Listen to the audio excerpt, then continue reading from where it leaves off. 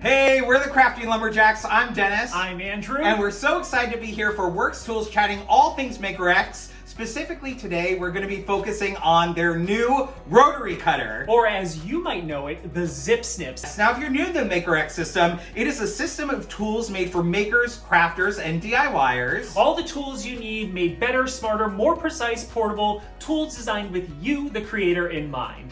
All the MakerX tools are portable and they all connect to this one single hub here. This is the main hub. It now has a clip and a USB port, so it's even more portable, if you can believe that. And they all plug into the 20-volt power share battery. Now, this battery isn't just for the MakerX system. It can be used with the whole 20-volt power share line, meaning you can use it on your Worx drills, Worx vacuum, your Worx fan, your Worx head trimmers, all of it.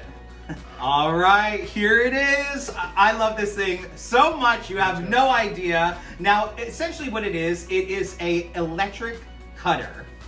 which cuts out a lot of time. Hey-o!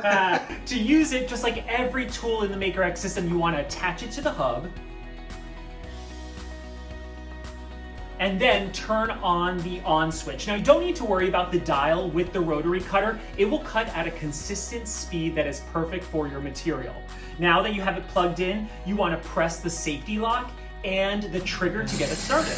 Now, as you can see, it has a safety guard, which is great. It also has this red indicator line, which will give you a clear guide on where you're going to cut your material, because it can be a little hard to see when you're working with it. And while it's cutting, this is the best part, is that it is a self-sharpening blade, so that you're gonna have a really long blade life with the rotary cutter here, so it will last a really long time.